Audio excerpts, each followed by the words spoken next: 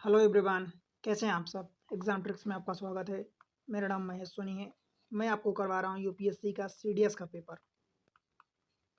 CDS जो second हुआ था 2024 में, उसमें मैथमेटिक्स का पेपर मैं आपको करवा रहा हूँ। ठीक है, एलिमेंट्री मैथ्स इसको एक्चुअली बोलते हैं इस एग्ज़ाम के लिए। तो यहाँ पर मैं आपको एक लेक्चर करवा चुका हूँ, आज ये दूसरा लेक्चर होने वाला है।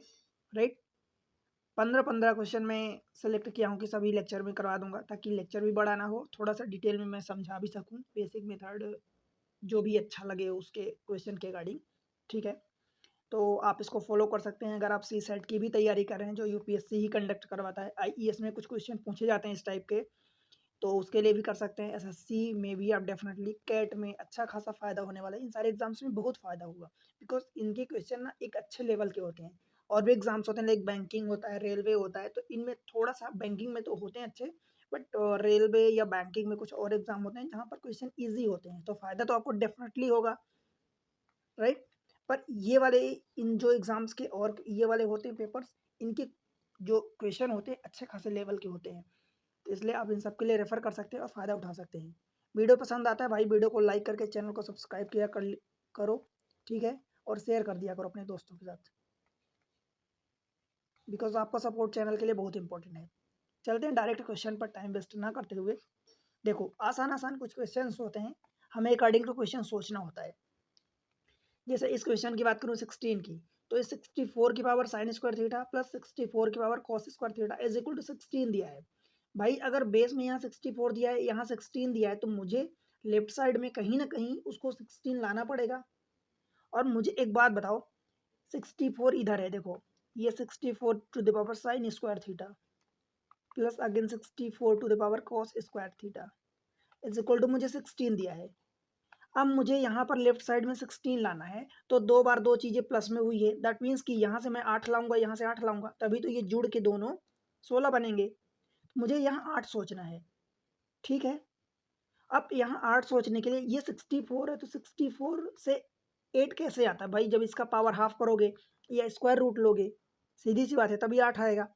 तो कुल मिला के मुझे यहाँ इसकी वैल्यू हाफ करनी है, इसकी वैल्यू मुझे हाफ करनी है। अब इसकी वैल्यू हाफ कब होगी, जब आप थीटा की वैल्यू 45 लोगे, तो कुल मिला के साइन थीटा की वैल्यू कितनी आनी चाहिए मुझे, 1/√2 जब मिलेगी। ठीक है, तो साइन स्क्वायर थीटा की वैल्यू मुझे 1/2 मिलेगी।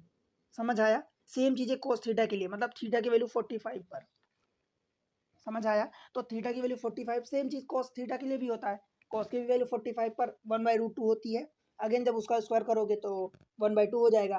तो जब हम थीटा की वैल्यू 45 रखेंगे, और थीटा को देखो डिफाइन भी कहाँ से कहाँ किया है, 0 से 90 के बीच, मतलब 0 भी इंक्लूडेड है, 90 भी इंक्लूडेड है, पाई/2।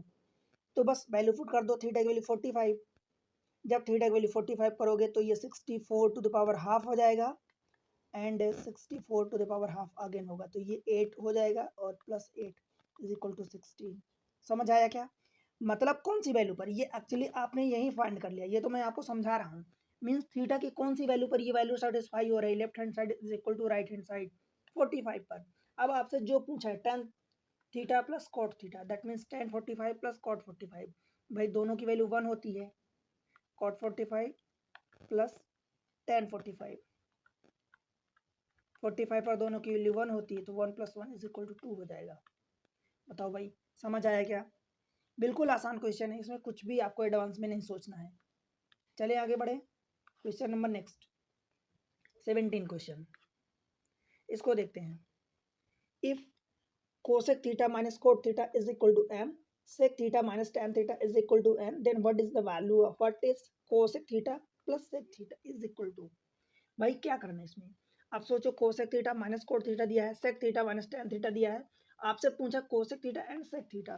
कुल मिला के आपको करना क्या है, आपको चाहिए cosec theta and sec theta चाहिए, बस इसकी वैल्यू निकाल लो। कोसेक थीटा और सेक थीटा की वैल्यू कैसे निकलेगी, तो एक फार्मूला होता है जो बार बार अप्लाई होता है, और इस टाइप के जब भी, देखो, जब भी आपको sec theta plus tan theta दिया हो अथवा माइनस दिया हो, समझ आया, माइनस दिया हो अथवा प्लस दिया हो, आपके पास एक ही फार्मूला होता है, दूसरे की जरूरत पड़ ही जाती है। किसकी जरूरत पड़ जाती है, दूसरे वाले की। ये दिया है, इज इक्वल टू, मान लो यहाँ पर इस केस में n दिया है, हमारे पास एक फार्मूला होता है sec square theta minus tan square theta is equal to 1 होता है। ठीक, तो इसको आप जब ब्रेक करोगे तो A square minus B square that is A plus B A minus B, तो sec theta plus tan theta into sec theta minus tan theta, ये इज इक्वल टू 1 होता है। ठीक है, हमने ब्रेक कर दिया लेफ्ट हैंड साइड को, ये ट्रिग्नोमेट्री का फॉर्मूला होता है, थ्योरम। ठीक है, तो जब आपको ये दिया है, एक दिया है, दूसरा निकालना पड़ेगा। ये प्लस वाला दिया है तो माइनस वाला निकालोगे, माइनस वाला दिया है तो प्लस वाला। आपको यहाँ पर माइनस वाला दिया है तो हम प्लस वाले निकालेंगे, sec theta plus tan theta is equal to 1 upon this much हो जाएगा। तो 1 अपान इसकी वैल्यू हमारे पास n दी है, तो 1 अपान n हो जाएगा इसकी वैल्यू। ठीक है, सिमिलर वे में आप कोसेक के लिए भी यही फार्मूला होता है, cosec square theta minus cot square theta is equal to 1 होता है। तो जब हमारे पास माइनस दिया है तो प्लस निकाल लेंगे, तो कोसेक हो जाएगा। देखो कोसेक थीटा और ये प्लस हो जाएगा cot theta is equal to 1 upon cosec theta minus cot theta, और माइनस वाले की वैल्यू m दी है तो ये 1 अपान m हो जाएगा। बताओ भाई, अब क्या पहले ये माइनस में दिया है और ये प्लस में दिया है, तो क्या इन दोनों से आप कोसेक थीटा की वैल्यू निकाल सकते हो? देखो उसको भी लिख देता हूँ, कोसेक थीटा और minus cot theta is equal to m दिया है। भाई इन दोनों को जब आप, जैसे a प्लस बी दिया होता है, a माइनस बी दिया होता है, तो आप a की वैल्यू निकालते हो, b की वैल्यू निकालते हो। सिमिलर वे में इन दोनों को जब जोड़ दोगे left hand side and right hand side को करस्पॉन्डिंग, तो आपको कोसेक थीटा की वैल्यू निकल जाएगी। Cosec theta is equal to cot theta cut जाएगा बिकॉज ये माइनस है, m प्लस 1 अपान m हो जाएगा। बताओ भाई, सेम चीज़ है यहाँ पर, sec theta and tan theta दिया है, sec theta minus tan theta दिया है, इन दोनों को जोड़ोगे इस इक्वेशन को एंड इस इक्वेशन को, तो आपको सेक थीटा की वैल्यू निकल जाएगी। क्या निकलेगी? जोड़ दो, टेन वाला कट जाएगा, n plus N by 1 by n। ठीक है, अब आपसे जो पूछा है cosec theta plus sec theta, इन दोनों को जोड़ दो भाई, लेफ्ट हैंड साइड को जोड़ोगे तो राइट भी अपने आप में जुड़ जाएंगे। समझ आया क्या? अच्छा, एक चीज़ और आपने मिस करी है, जब हम इन दोनों को जोड़ेंगे तो ये इधर आएगा 2 कोसेक थीटा, तो ये 2 का डिवाइड हो जाएगा, इधर भी 2 का डिवाइड हो जाएगा। अब जोड़ दो लेफ्ट हैंड साइड को, cosec theta plus tan theta, I am sorry sec theta,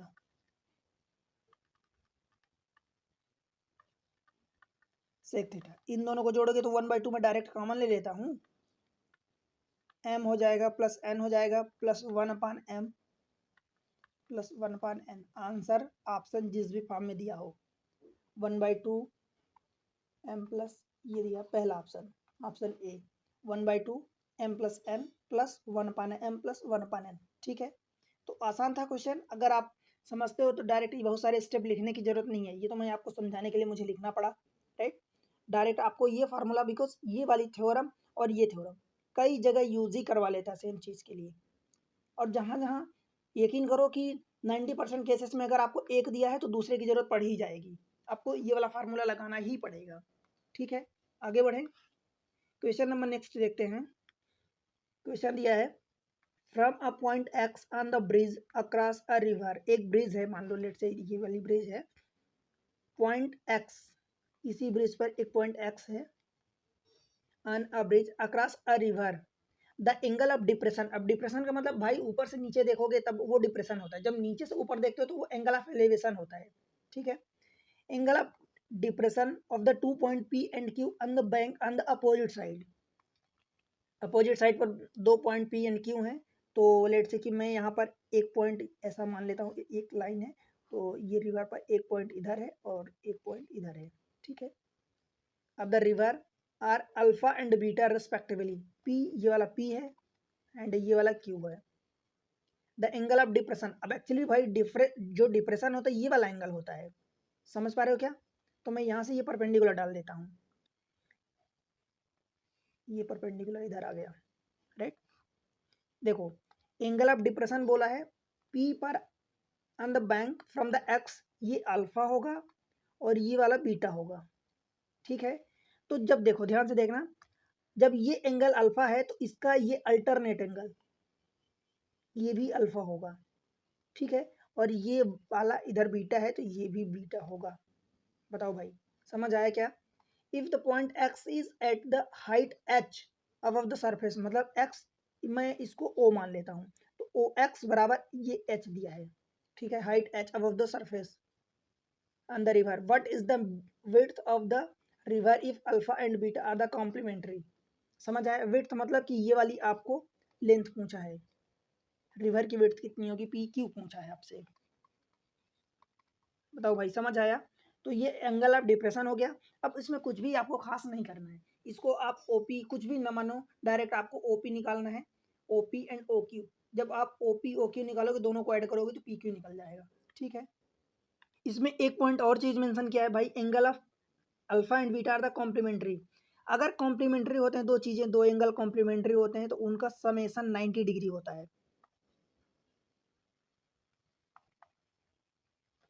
complementary के केस में एंगल ऑफ सम जितने भी एंगल दिए जनरली दो देता है, तो एंगल ऑफ सम 90 हो जाता है। और अगर यही सप्लीमेंट्री की बात करें, ठीक है, तो एंगल वो सम 180 डिग्री होता है।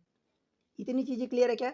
और ये चीज क्लियर ही रखना, बिकॉज ये चीजें कई बार पूछता है एग्जाम में, और अगर आप इतनी सी बात नहीं जानते तो फिर सारा सब कुछ सही करने के बाद भी आप क्वेश्चन को गलत करवाओगे। 90 का 180 लगा दोगे, 180 का 90 लगा दोगे, उल्टा कर दोगे, ठीक है। तो कॉम्प्लीमेंट्री में आप ऐसा समझो कि सी पहले आता है, एस बाद में आता है, तो सी पहले आ गया तो पहले छोटा वाला, एस बाद में आता है तो वो बड़ा वाला हो गया, ठीक है। अब देखो इसको सॉल्व कैसे करेंगे। हमें कुल मिला के क्या चाहिए, पी क्यू चाहिए। तो आप बताओ क्या करोगे। देखो मैं ओपी निकालूं तो भाई हमारे पास ये क्या है, हमें हाइपोटेनस तो दिया नहीं है, ये परपेंडिकुलर दिया है और बेस हमें निकालना है। तो परपेंडिकुलर एंड बेस के लिए हम tan थीटा लगाते हैं। तो जब tan आप अल्फा लगाओगे, tan alpha is equal to क्या होता है, परपेंडिकुलर h अपॉन बेस, क्या हो जाएगा ये ओपी। ओपी, तो क्या आप ओपी की वैल्यू निकाल पाओगे? ओपी इज इक्वल टू यहाँ से हो जाएगा h अपॉन tan अल्फा, ठीक है। सिमिलर वे में आप ओ क्यू निकाल सकते हो क्या? ओ क्यू मैं सिमिलर वे में निकाल रहा हूँ, आप ऐसे निकालना, h अपॉन tan बीटा होगा, ठीक है। अब आपको निकालना है पी क्यू। पी क्यू के लिए भाई O P and O Q add करोगे, P Q is equal to O P plus O Q is equal to H upon tan alpha, तो एच कॉमन ले लो, 1/10 alpha plus 1/10 beta is equal to H into, अब ये tan alpha लिखा है तो ten को उल्टा क्या हो जाएगा, कॉट अल्फा, और ये हो जाएगा कॉट बीटा, ठीक है। अल्फा प्लस बीटा कॉम्प्लीमेंट्री है, means alpha plus beta is equal to 90 degree. तो जब बीटा की वैल्यू निकालोगे तो भाई ये 90 माइनस अल्फा हो जाएगा, ठीक है। यहाँ से जब वैल्यू पुट करोगे तो ये H cot alpha, cot 90 minus alpha that is 10 alpha हो जाएगा। और ये ऑप्शन कोई भी नहीं है, ठीक है, ये ध्यान रखना, ये क्वेश्चन थोड़ा सा गलत है, समझ आया? आपका ये ऑप्शन कोई भी नहीं है, 10 अल्फा प्लस कॉट अल्फा ये 2h है, तो ये आप 2 को जब हटा दोगे तो ए ऑप्शन हो जाएगा। समझ आया क्या? बताओ भाई। तो अगर आपको करेक्शन करना है तो पहले ऑप्शन में 2 को आप हटा दो एंड देन ऑप्शन ए टिक करो। एक्चुअली ये ऑप्शन इसमें से आएगा, एक ऑप्शन आता है पर वो उल्टा करने पर आता है, वो गलत होगा, ठीक है। आगे बढ़ें, समझ आया क्या? चलो क्वेश्चन नंबर नेक्स्ट देखते हैं, 19th। क्या बोला है क्वेश्चन में, in a triangle A B C angle A B C is equal to 60 degree and A D is altitude. If A B is equal to 6 and B C is equal to 8 then what is the area of triangle. भाई बोला क्या, जो बोले बस उतना करते जाओ, question खुद ब खुद हो जाएगा। देखो ये मैं एक ट्रायंगल बना दिया, रफ फिगर, ए बी और ये सी, हमें क्या बोला है, angle A B C 60 degree दिया है। तो भाई मैं इसको 60 डिग्री ले लेता हूँ। इसमें आप ये कहोगे कि मैं राइट एंगल ट्रायंगल क्यों नहीं बनाया, चलो मैं राइट एंगल ट्रायंगल बना देता हूँ। मान लो कि ये मैं एक राइट एंगल ट्रायंगल बनाता हूँ, तो फिर क्या करोगे भाई, आपको बोला है एंगल बी जो है, देखो बीच वाला जो एंगल होता है वो एंगल की बात करता है। ए पहले लिखा है, चाहे सी, ए सी आगे पीछे कहीं भी हो सकते हैं, जो बीच में एंगल होता है उसको हम एंगल मानते हैं। तो ये वाला आपको बोला है एंगल बी, तो बी को जब यहाँ रखोगे, बी यहाँ हो गया मान लो, या इधर रखते हो कहीं भी, तो आपको फिर ये 60 डिग्री लेना पड़ेगा। अब देखो ये कैसा गलत होगा, एंगल ए बी सी 60 दिया, ए डी एल्टीट्यूड दिया है, तो आप ए यहाँ लो, यहाँ लो, ए बी सी कहीं भी, A B is equal to 6, B C is equal to 8, तो भाई मेरे पास एक साइड बच रही है। अगर मैं ट्रिपलेट की बात करूँ 3 4 5 में, तो इसी का डबल हो जाएगा 6 8 और 10, तो बड़ी वाली साइड ये हाइपोटेनस होगी, तो मैं अगर इसको 10 दूंगा तो मुझे ए सी मिलेगी, तो ए, अब सी तो इधर कहीं आएगा, तो ए सी तो हाइपोटेनस बड़ी वाली साइड होगी नहीं, इसलिए ये वाला ट्राइंगल गलत है। समझ आया, अपना ये सही है। अब देखो ए बी अपने को दिया 6 दिया है, बी सी दिया 8 दिया है, भाई ये वाली साइड 8 दिया है। समझ आया, ए डी एल्टीट्यूड बोला है, तो मैं ए डी एल्टीट्यूड ले लेता हूँ, ये वाला डी चलो मान लिया, सीधी लाइन नहीं आएगी, ए डी एल्टीट्यूड हो गया। एल्टीट्यूड का मतलब ये एंगल 90 होगा और ये एंगल भी 90 होगा। ठीक भाई, अब अपने से पूछा what is the area of the triangle. अगर आपको कुछ भी नहीं पता तो एरिया का एक फार्मूला तो आपको पता ही है कि area half base into height triangle में होता है। वो हाफ गायब कब होता है, जब आप क्वाड्रिलेटरल के निकालते हो, चतुर्भुज की जब एरिया निकालते हो चार भुजाओं वाला, तो उसमें वो हाफ गायब हो जाता है। वो हाफ आता कब है, जब डायगोनल लेते हो तो, या फिर ट्रेपेजियम के केस में half into sum of the parallel side, जब दो साइड को ऐड करोगे, सपोज ए एंड बी है, अगर दोनों साइड को ए एंड ए रखोगे तो वो 2 आ जाएगा। उस 2 को काटने के लिए हम हाफ का डिवाइड करते हैं। अदरवाइज क्वाड्रिलेटरल में हाफ नहीं होता है, हाफ दो ही केसेस में होता है, या तो ट्रेपेजियम होता है या फिर जब आप डायगोनल लेते हो, बिकॉज डायगोनल भी √2 टाइम्स हो जाता है, तो √2 इंटू √2 2 हो जाता है, तो उस 2 को हमें गायब करने के लिए 2 का डिवाइड करना होता है। ठीक, पर यहाँ पर हमें अगर इन दोनों साइड, एक ये साइड दिया है और एक ये साइड दिया है, तो भाई हमारी एरिया क्या होती है, हाफ इंटू 2 परपेंडिकुलर साइड। अब ये साइड आपस में परपेंडिकुलर तो नहीं है, तो हम उस एंगल के उस साइड के साथ साइन थीटा लेते हैं। ठीक है, तो ये क्या हो जाएगा, A B into B C और साइन थीटा। साइन थीटा, ध्यान रहे जिन दो साइड को ले रहे हो उनके बीच का ही एंगल अपने को चाहिए। एक साइड ये है, एक साइड ये, इन दोनों साइड से मिलता बीच में एंगल ये है 60, तो ये साइन 60 होगा। इतनी बात समझ आई क्या? तो ये हाफ 6 इंटू 8 इंटू साइन 60 की वैल्यू √3/2 हो जाती है। 2 और 2 4 हो गया, तो 4 2 जा कट गया, 6 दूनी 12 √3। ये आपका आंसर आ गया। और बाय द वे, अगर आपको समझ नहीं आया कि भाई ये कैसे निकालोगे, तो उसके लिए दूसरा तरीका देखो। ये बात अगर आपको समझ नहीं आई तो मैं दूसरा तरीका बताता हूँ, मेथड 2 कैसे करोगे। भाई हमारी एरिया क्या होती है, half area, half into base, base तो यहाँ पर BC है तो BC ले लोगे, इंटू परपेंडिकुलर डिस्टेंस होती है, यही होती है, तो परपेंडिकुलर डिस्टेंस इस केस में AD है। बताओ AD है, अब AD को आपको निकालना पड़ेगा। कैसे निकालोगे, देखो हाइपोटेनस ये दिया है, अगर मैं इस ट्रायंगल की बात करूँ AB और ये D की, तो ये वाला ये 90 डिग्री है, दैट मीन्स कि ये अपना हाइपोटेनस हो जाएगा, और ये हाइपोटेनस है, तो ये वाली साइड इस एंगल के हिसाब से, इस एंगल के हिसाब से ये क्या होगी, परपेंडिकुलर होगी। तो इस साइड को निकालने के लिए क्या करोगे, 6 साइन थीटा। आपको नहीं यकीन हो रहा तो साइन थीटा की वैल्यू लगा लो ना भाई। साइन 60 इज इक्वल टू क्या होता है, लंब यानी परपेंडिकुलर, क्या होगा AD जो आपको निकालना है, अपान कारण हाइपोटेनियस 6, तो AD इज इक्वल टू क्या हो जाएगा, 6 साइन 60, साइन 60 की वैल्यू √3/2, दैट मीन्स कि 3 √3 हो जाएगी। तो आप जब ये लगाओगे फार्मूला, तो देखो हाफ, ये हाफ हो जाएगा, इंटू बेस, ये 8 ही दिया है, और AD अपने यहाँ से निकाल लिया 3 √3, तो 2 चौका 8 4 3 12 √3। समझ आया क्या? तो चाहे आप इधर से करो, कुल मिला के समझना ये है कि जो दो साइड दी है, अगर आप लगा रहे हो एंगल, तो उसके बीच का ही थीटा होना चाहिए। अगर ये 60 यहाँ इधर का दिया होता तब आप नहीं लगा पाते। समझ आया ना? तो एंगल उन दोनों साइड्स के बीच का ही होना चाहिए। 12 √3 ऑप्शन बी हो जाएगा करेक्ट, बॉम्बे। ठीक भाई, आगे बढ़ें, चलो क्वेश्चन नंबर 20 क्या दिया है, if P and Q are the roots of the equation this, then what is the minimum value of P² plus Q²। Easy question है। जब भी रूट्स होता है तो हमें पता होता है कि रूट्स में sum of the roots, product of the roots, यही दो चीज़ें होती हैं। अब हमें इक्वेशन तो वो पहले से दिया है, हमें P एंड Q की वैल्यू निकालनी है, तो सीधी सी बात है, हम सम ऑफ द रूट्स निकालेंगे। जब P प्लस Q, क्या करेंगे, -B/A, तो माइनस साइन स्क्वायर थीटा का माइनस लगाओगे तो ये साइन स्क्वायर थीटा हो जाएगा। ठीक है, और A की वैल्यू 1 दिया है। प्रोडक्ट ऑफ द रूट्स निकालेंगे तो क्या होगा, सी अपान ए, और सी की value minus cos square theta दिया है, तो ये माइनस कॉस स्क्वायर थीटा हो जाएगा अपान 1 मीन्स 1। ठीक है, अब अपने को देखो क्या निकालना, पी स्क्वायर क्यू स्क्वायर का summation, P square plus Q square. तो इसके लिए फार्मूला लगाओगे पी प्लस क्यू का होल स्क्वायर और माइनस 2 PQ। अब आप कहोगे ये फार्मूला कैसे बना, इस वाले को इधर लाओगे तो भाई इसका ब्रैकेट ओपन हो जाएगा ना। कुल मिला के हम अपनी ज़रूरत के अनुसार काम करते हैं। देखो पी स्क्वायर क्यू स्क्वायर है, जब इस इतने पार्ट को रखोगे तो पी स्क्वायर क्यू स्क्वायर इसमें आएगा, इसमें प्लस 2PQ आएगा। तो उस प्लस 2Q को हमें तो ज़रूरत नहीं है, हमने तो नहीं रखा, तो उस प्लस 2Q को गायब करने के लिए हमने माइनस 2PQ कर दिया। ठीक है, अब देखो P प्लस क्यू की वैल्यू आपको गिवन है, इसकी वैल्यू हमें निकालनी है, P square plus Q square. P plus Q की वैल्यू हमें गिवन, देखो क्या दिया, sine theta, sign square theta, तो इसका स्क्वायर करेंगे तो साइन टू द पावर 4 हो जाएगा थीटा, माइनस 2PQ। अब माइनस एक ये है और PQ की वैल्यू माइनस में ऑलरेडी दी है, तो माइनस माइनस प्लस हो जाएगा 2 cos स्क्वायर थीटा। बताओ, अब यहाँ पर आपको इसकी वैल्यू ये मिनिमम चाहिए, that means this much should be minimum.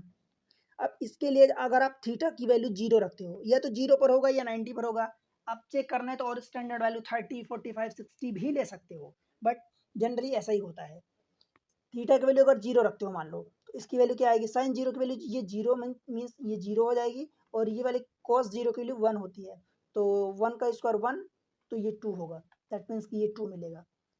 अब अगर अपने को मिनिमम चाहिए तो भाई इसके साथ देखो 2 का मल्टीप्लाई है, इसके कॉस स्क्वायर के साथ 2 का मल्टीप्लाई है, दैट मीन्स हमें मिनिमम चाहिए, तो इस वाले पार्ट को मैं 0 करूँगा।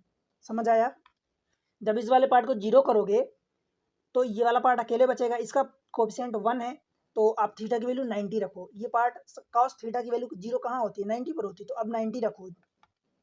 जब यहाँ पर 90 रखोगे तो ये 90 0 हो जाएगा, तो 2 इंटू 0 दैट मीन्स कि ये 2 इंटू 0 0 हो जाएगा, प्लस ये साइन स्क्वायर मतलब sine of 90 that means 1, 1 to the power 4 means 1, तो ये 1 हो जाएगा। ठीक, अब इससे छोटी वैल्यू नहीं आएगी, चाहे आप कोई और वैल्यू रखो, सपोज लेट से आप थीटा की वैल्यू 30 रखते हो, तब भी क्या होगा, ये साइन 30 की वैल्यू कितनी हो जाएगी भाई, साइन 30 की वैल्यू 1/2, तो 1/2 की पावर 4 मीन्स 1/16 हो जाएगा, प्लस 30 cos 30 मीन्स साइन 60 की वैल्यू √3/2, √3/2 का स्क्वायर कितना हो जाएगा 3/4 इंटू 2, तो ये 2 2 जा 3/2 मतलब 1.5 इधर से ही आ गया। ठीक, अब हमें तो मिनिमम जब 1 मिल गया तो ये 1.5 प्लस ये समथिंग जोड़ोगे तो मोर देन 1.5 ही मिलेगा, दैट मीन्स ये भी नहीं होगा, राइट। तो क्योंकि ये दोनों कॉस और साइन कहीं ना कहीं थोड़े से अपोजिट होते हैं, बिकॉज साइन की जो वैल्यू 0 से स्टार्ट होती है, कॉस की वैल्यू वो 90 से स्टार्ट होती है, तो हमें ये मिनिमम वैल्यू 1 ही मिलेगी। ऑप्शन आपका बी हो जाएगा, क्लियर। ठीक है, आगे बढ़ें, question number next M21, the arithmetic mean of n number is capital M and sum of the first n minus 1 term is k, then what is the nth term। मान लो कि suppose मैं मान के चलता हूँ कि भाई अरिथमेटिक मीन n नंबर्स का दिया है, तो मैं पहले नंबर को x1 मान लेता हूँ, दूसरे नंबर को x2 x3 ऐसे करके xn -1 xn ऐसे नंबर मान लेता हूँ। ठीक है, इनका अरिथमेटिक मान रहा n नंबर दिया, तो देखो मैं n नंबर्स मान लिया, अरिथमेटिक मीन इनका दिया m दिया है, तो होता क्या arithmetic mean, sum of this number divided by number of terms, तो आप करोगे x1 plus x2 plus x3 plus up to and so on xn -1 plus xn divided by n, यही होगा। समझ आया क्या। अब देखो, if sum of the first n -1 term is k, मतलब इन्हीं में से n -1 टर्म, कहने का मतलब x1 plus x2 plus x3 plus up to and so on xn -1, n तक नहीं जा रहा है, n -1 टर्म तक दिया है, और इसका सम दिया है वो k दिया है। समझ आया क्या, इन सब का सम k दिया है, तो इतने पार्ट की वैल्यू आप क्या रख दोगे, ये यहाँ से यहाँ तक इसकी वैल्यू k रख दो, बस आपका काम हो गया। देखो इस n को मल्टीप्लाई मैं इधर कर रहा हूँ तो n m हो जाएगा, इज इक्वल टू इस पार्ट को मैं k रख रहा हूँ तो k और प्लस xn, आपसे यही xn पूछा है, then what is the nth term, तो xn इज इक्वल टू क्या हो जाएगा, n कैपिटल M और माइनस का k। बताओ भाई, समझ आया, सिंपल सा है, बस आपको देख के डरना नहीं है, क्वेश्चन दिखने में जो जितना डिफिकल्ट लगता है कई बार वो क्वेश्चन उतना ही आसान होता है। NM माइनस के ऑप्शन बी हो जाएगा करेक्ट। आगे बढ़ें, क्वेश्चन नंबर 22 देखो, what is the geometric mean of this. अगर आपको कुछ नहीं पता, देखो इतना तो दिख रहा है ना कि ये नंबर जो लिखे हैं ये जियोमेट्रिक मीन में है, मतलब 3 की पावर 1, 3 की पावर 2, 3 की पावर 3, 3 की पावर 4, 3 की पावर 5, 3 की पावर 6, 3 की पावर 7। आप कहोगे ये मुझे कैसे याद है कि 3 की पावर 7 है। भाई याद मुझे नहीं है, पर आपको, मुझे याद हो या ना हो लेकिन आपको याद होना चाहिए, पहली बात। दूसरी बात ये कि आप देख रहे हो ना कि हर बार 3 का मल्टीप्लाई, 9 3 27, 27 ने 81, 81 का 3 गुना हो रहा। 243 का 3 टाइम्स करोगे तो 729 होगा, इसका 3 टाइम्स करोगे तो 7 3 21 समथिंग, तो एग्जैक्टली वहीं तक जा रहा।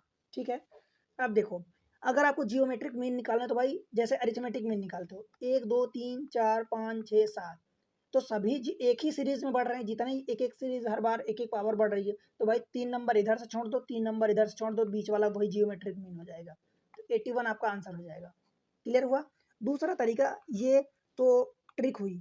एक सिंपल वे ये है कि भाई जियोमेट्रिक मीन होता क्या है, जितने टर्म होते हैं x1 x2 x3 उन सबको मल्टीप्लाई कर दो, और जितने टर्म का मल्टीप्लाई करो पावर 1/n कर दो, अगर n टर्म है तो यहाँ पर देखो 7 टर्म है, तो भाई देखो 3 की पावर, अब मैं ऐसे लिख रहा हूँ 3 × 9 × 8 27 × 81 × दिस मच 2187। अब इसकी पावर क्या करोगे, 1/7 करोगे। मैं एक स्टेप ज़्यादा ये लिख दिया हूँ। मुझे क्या करना एक्चुअली, 3 की पावर ये 1 है, जब बेस सेम होता है तो पावर आपस में एड ऑन हो जाती है, जुड़ जाती है। तो ये 1 + 2 + 3 + 4 प्लस कहाँ तक जाओगी, ये 7 है, 3 टू द पावर, इनको जोड़ दिए, power 1/7।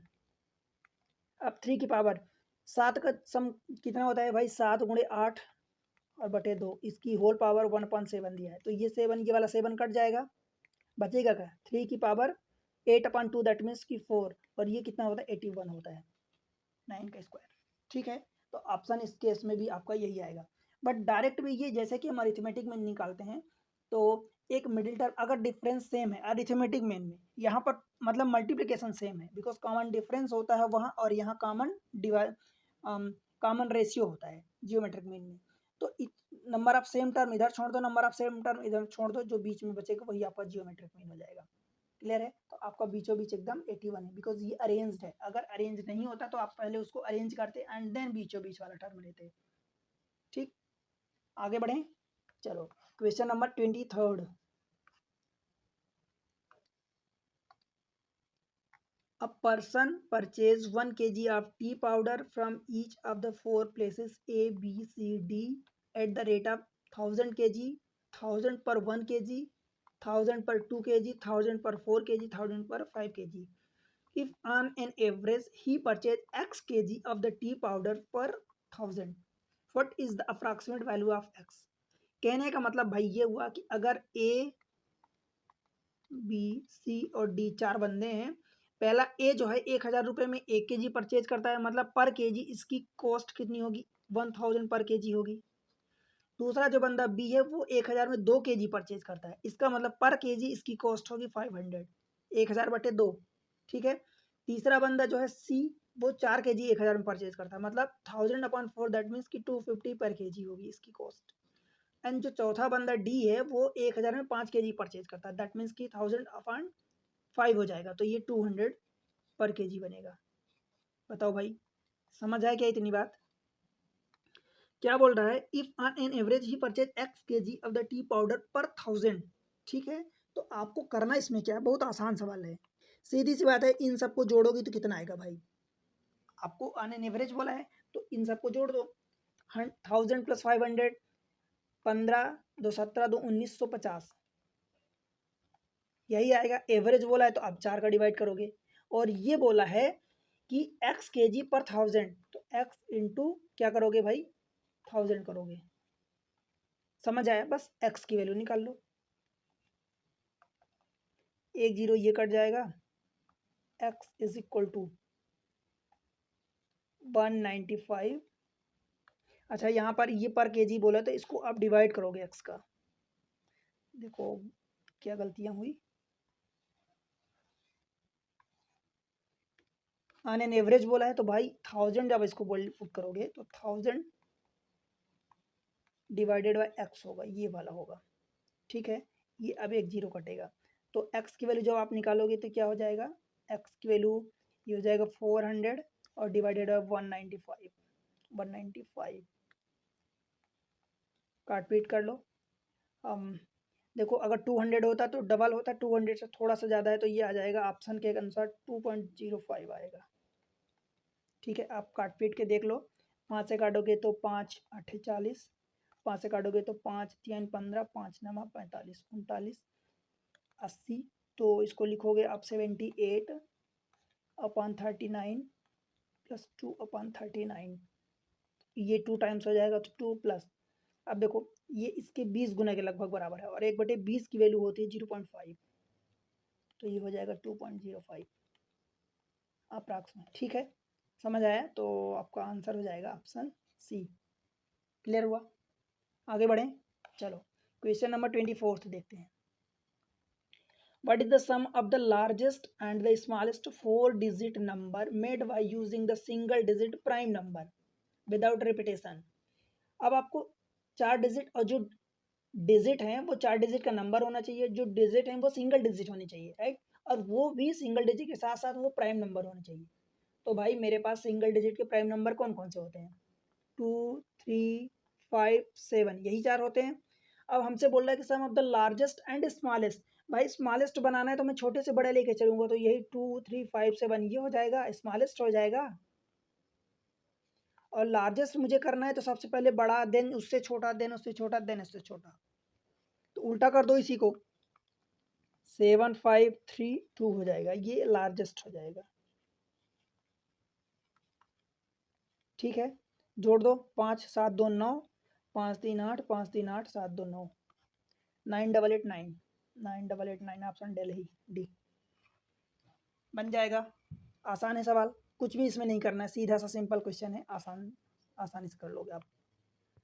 But the remainder when 3 to the power 255 is divided by 28, 3 to the power 255 divided by 28। भाई मुझे एक चीज़ दिखी, 28 तो एक रैंडम नंबर है, बट 3 की पावर में 28 के आसपास कुछ होता है, 27 होता है, और 3 की पावर 3 होता है। तो 3 की पावर में 3 बनाऊंगा और 3 के अलावा जो भी बचेगा, तो 3 8 24, एक बचा, 3 बचे 15।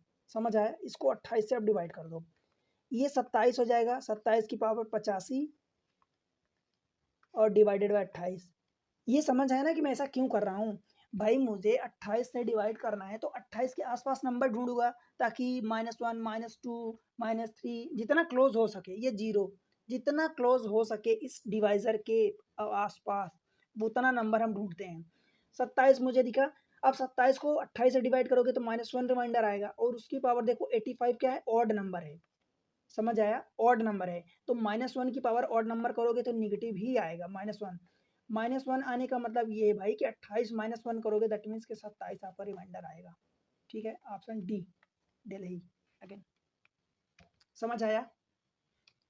आप कहोगे +1 आता, तो भाई +1 आता तो फिर आपका +1 ही आंसर होता, -2 आता है तो फिर आपका 28 -2, एक्चुअली ये क्योंकि निगेटिव रिमाइंडर तो होता नहीं, तो जो डिवाइजर है उसी को सम अप करोगे तो ये 26 बन जाता अगर रिमाइंडर -2 आता। ठीक है, ये रिमाइंडर थ्योरम में बहुत अच्छे से काफ़ी एक्सप्लेन किया हूँ, 2 से 3 वीडियो हैं कुछ, आप उसको जाके देखो। रिमाइंडर का कोई क्वेश्चन कभी आप छोड़ोगे ही नहीं और ढूंढ ढूंढ के करोगे, इस तरीके से समझाया हूँ। चलो सेपरेट प्लेलिस्ट भी बनी है, आप जाके देखो, मज़ा आ जाएगा। 26 देखते हैं क्या बोला क्वेश्चन में। What is the value of x, x की वैल्यू बतानी है। एक्स की वैल्यू 0 से 8 के बीच है, 0 8 दोनों इंक्लूडेड हैं। इफ 100 की पावर 97 प्लस 100 की power 54 plus x plus 1 leaves a remainder 0 when divided by 9, 9 से डिवाइड करने पर जो भी रिमाइंडर आता है वो बताना है। भाई अपने को x की वैल्यू बतानी है, ताकि ये पूरा नंबर जब हम 9 से डिवाइड करें तो रिमाइंडर 0 आ जाए। देखो ये लिखा है 100,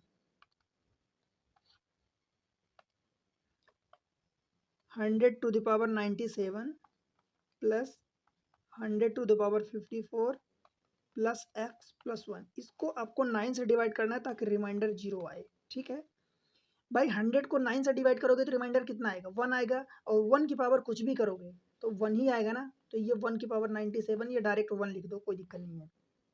समझ आए? तो ये 1 की पावर 97 1 हो जाएगा।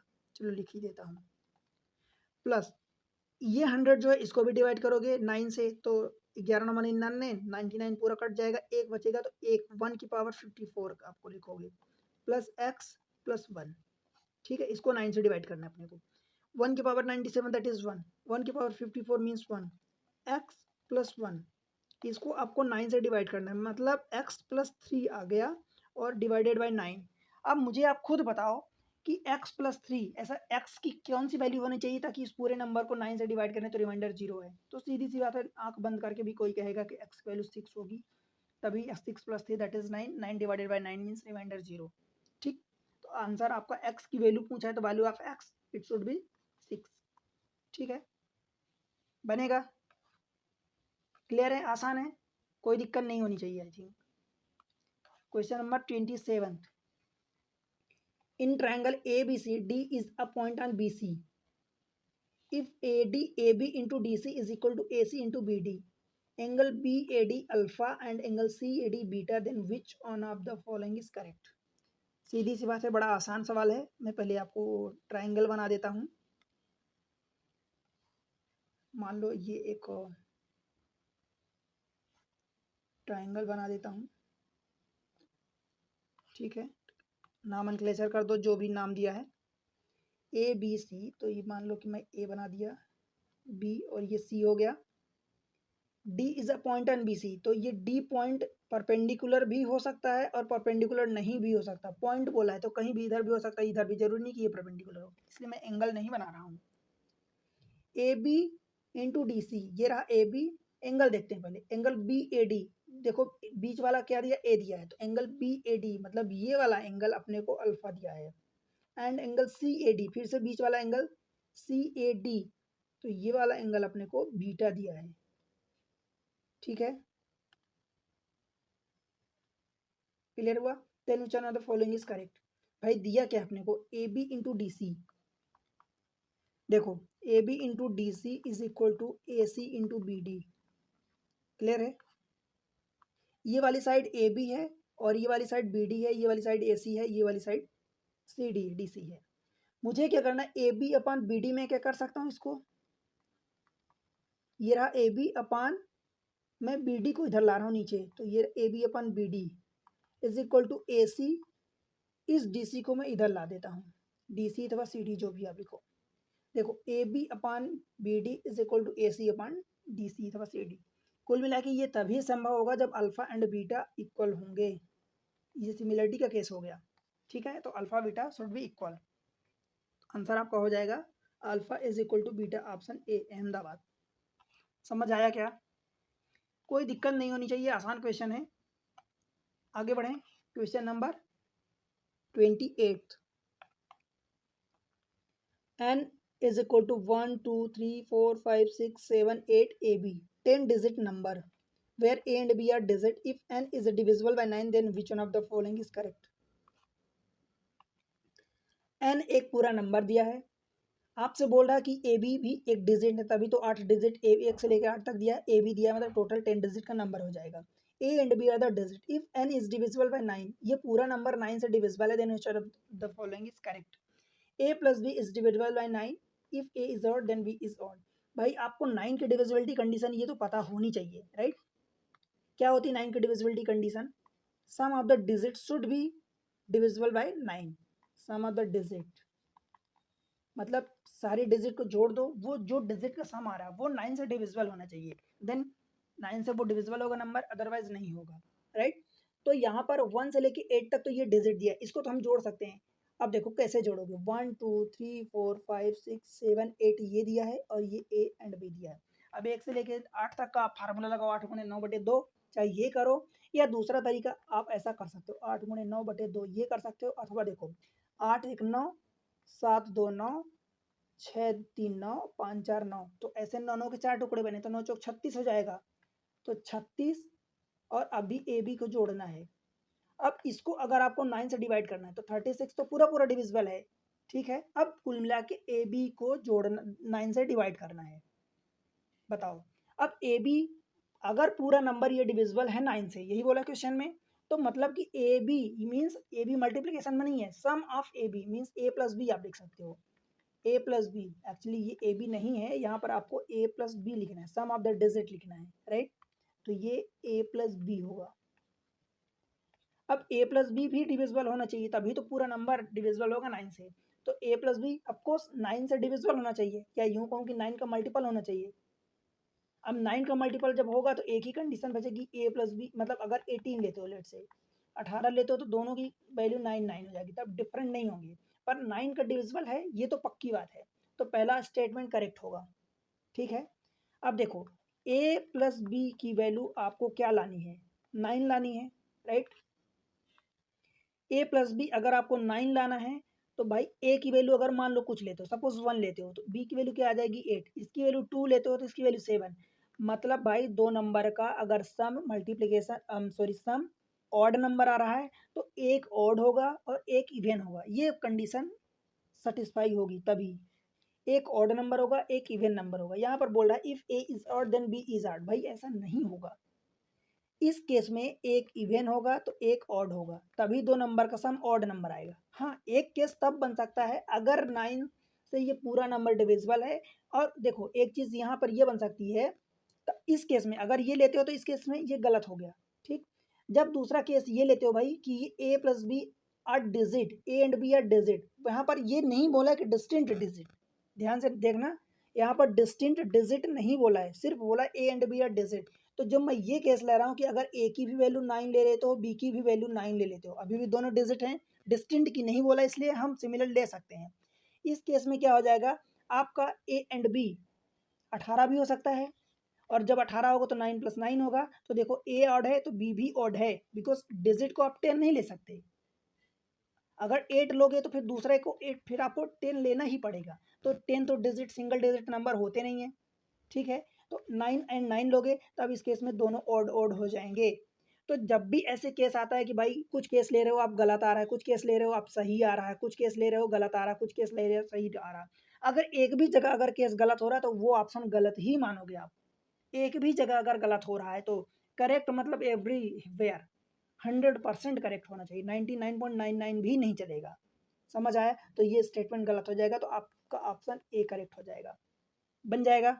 समझ आया क्या, डिफरेंस आपको बारीकी पकड़ना है, बिकॉज वहीं से क्वेश्चन सही या गलत हो जाता है, अब गलतियां वहीं से होती हैं। अगला क्वेश्चन देखते हैं 29th, if this much x cube plus 1/x³ is equal to 65/8 y cube plus 1/y³ is equal to this much upon 27, which one of the following is the value of x into y x by, ठीक। अब देखो सबसे पहले तो मेरी mind में एक चीज स्ट्राइक करी कि भाई यहाँ x³ है नीचे अथवा ऊपर, नीचे अगर x³ है दैट मीन्स यहाँ पर 8 बन रहा, तो मुझे कहीं ना कहीं x की वैल्यू 2 आएगी। आएगी क्या, मैं चेक करता हूँ कि ये पूरी कंडीशन सेटिस्फाई हो रही है क्या। तो अपने को दिया है x³, तो अगर मैं 2 का क्यूब करूँ तो ये 2 का क्यूब प्लस 1/2 का क्यूब ऐसा होगा। अगर मैं x की वैल्यू 2 लेता हूँ तो भाई ये वाला नंबर 8 हो जाएगा और ये वाला नंबर 1/8 हो जाएगा। समझ आया, 8 टाइम 64 एक 65/8 यही दिया भी है, दैट मीन्स x की वैल्यू 2 सेटिस्फाई हो रही है। सिमिलर वे में बाई के लिए भी मुझे सोचना है, तो बाई की वैल्यू देखो, बाई क्यूब है, बाई क्यूब है, बाई की वैल्यू नीचे एक बाई क्यूब है तो यहाँ पर 27 दिया, दैट मीन्स अगर मैं बाई की वैल्यू 3 ले लेता हूँ, बिकॉज 3 का क्यूब ही तो 27 होता है, तो बाई क्यूब प्लस 1/बाई cube means by cube means 3 का क्यूब प्लस 1/3 का क्यूब मीन्स 27 प्लस 1/27। अब 27 इंटू 27 होगा, 27 का स्क्वायर क्या होता है 729, तो 729 में जब 1 जोड़ोगे तो ये 730 हो जाएगा अपॉन 27, और यही नंबर दिया है, दैट मीन्स बाई की वैल्यू 3 भी सेटिस्फाई हो रही है। तो बस x इंटू बाई पूछा है। अब यहाँ पर डिजिट मत कर देना कि x ये डिजिट आपका होता तो 23, ऐसा कुछ सेंस नहीं है। यहाँ पर x इंटू बाई पूछेगा, ऑप्शन भी नहीं है, x into by means 2 into 3 that means 6। Clear हुआ क्या, 6, तो ये ऑप्शन आपका बी हो जाएगा, बॉम्बे। बताओ भाई बन जाएगा, कुछ भी दिक्कत है क्या। आगे बढ़ते हैं, क्वेश्चन नंबर 30। देखो if 11x plus 5y is a prime number where x and y are the natural number, ध्यान रहे 11x plus 5y को प्राइम नंबर बोला है, इस पूरे होल नंबर जो बन रहा है यहाँ से कॉम्बिनेशन, इस पार्ट को वो प्राइम नंबर बोला है, ठीक है। X and y are the natural number. X y कुछ भी हो सकते हैं। नेचुरल नंबर का मतलब कि 1 एंड 1 से स्टार्ट कर दो, 1 2 3 ऐसा, जीरो नहीं शामिल है। What is the minimum value of this much, x plus y. भाई एक्स प्लस वाई की अगर मुझे मिनिमम वैल्यू चाहिए, दैट मीन्स क्या हुआ कि एक्स एंड वाई की मिनिमम वैल्यू होनी चाहिए। और एक्स एंड वाई की मिनिमम वैल्यू आप क्या रखोगे यहाँ से कि ये पूरा का पूरा प्राइम नंबर आ जाए, तो बस वो हमें चेक करना होगा। ठीक है, एक्स की वैल्यू लेट से कि मैं 1 रखता हूँ, तो अगर मान लो एक्स एंड वाई दोनों की वैल्यू 1 रखता हूँ, x and y are the natural number. Different तो नहीं बोला है कि डिस्टिंक्ट बोला तो हम सिमिलर वैल्यू नहीं रख सकते, बट जब हम दोनों की सिमिलर वैल्यू रखेंगे, मान लो 1 1 रख देता हूँ, एक्स एंड वाई की दोनों की 1, तो 11 प्लस 5 18, कभी भी इवन नंबर अपना प्राइम नंबर नहीं हो सकता अदर देन 2, राइट। एक्स की वैल्यू 1 रखो, वाई की वैल्यू लेट से 2 रखता हूँ, तब फिर क्या बनेगा, 11 प्लस 5 दूनी 10, 21, 21 प्राइम नंबर नहीं है। एक्स की वैल्यू, एक की वैल्यू एक्स की 2 रख दो, वाई की वैल्यू 3 रख दो, मान लो चेक करते हैं, एक्स की वैल्यू 1 रख दो। चलो इसके अलावा मैं अगर चेक करूं कि एक्स की वैल्यू 1 रख दो और वाई की वैल्यू 3 रख दो, तो क्या हो जाएगा, एक्स की वैल्यू 1 दैट मीन्स कि 11 प्लस वाई की वैल्यू 5 दिया है, 3 5 15, ये 26 आ जाएगा। मतलब दोनों ऑड नंबर नहीं आने चाहिए, अदरवाइज दोनों odd number, odd plus odd आप जानते हो कि इवन होगा, और जैसे इवन होगा तो बिकॉज 2 के अलावा ही इवन होगा तो वो प्राइम नंबर फिर नहीं होगा। एक्स की वैल्यू अगर 2 रखते हैं, वाई की वैल्यू 3 रखते हैं, तो 11 दूनी 22 हो जाएगा और 3 5 15, तो ये 37 होगा, और 37 आपको पता है प्राइम नंबर होता है। तो अपने को सबसे छोटी वैल्यू यही मिल रही है, एक्स की वैल्यू 2 और वाई की वैल्यू 3। उल्टा जब करोगे, लेट से कि मान लो उल्टा कर देते हो, एक्स की वैल्यू 3 रख देते हो और वाई की वैल्यू 2 रख देते हो, तो फिर क्या हो जाएगा, 11 3 33 और 5 दूनी 10, 43, ये भी प्राइम नंबर बन रहा है, ये भी प्राइम नंबर बन रहा है, 43 भी 43 भी प्राइम नंबर है। तो दोनों केसेस में एक्स प्लस वाई पूछा है, तो 3 + 2 दैट मीन्स 5 आएगा, ऑप्शन सी। बताओ भाई, समझ आया क्या। तो इस तरीके से देखो, एग्जाम ट्रिक्स पर मैं चीज़ें आपको एक सिस्टमेटिक वे में प्रोवाइड कर रहा हूँ, सॉल्यूशन आपको समझ आने लायक दे रहा हूँ, वो सॉल्यूशन बताता हूँ जो आप एग्जाम टाइम में अप्लाई कर पाओ। और भी एग्जाम्स के लिए आप मुझे फॉलो कर सकते हैं, इसलिए मैं आपसे उम्मीद करता हूँ कि भाई चैनल पर अपना सपोर्ट बनाओ। सपोर्ट करने के लिए आप वीडियो को लाइक करो, चैनल को सब्सक्राइब करो, अभी कर लो अगर नहीं किया तो, और शेयर कर दो अपने सारे दोस्तों के साथ। देखो, आप अगर सपोर्ट नहीं करोगे चैनल को तो कौन करेगा सपोर्ट। आप ही के लिए चीज़ें मैं प्रोवाइड कर रहा हूँ, मेहनत कर रहा हूँ।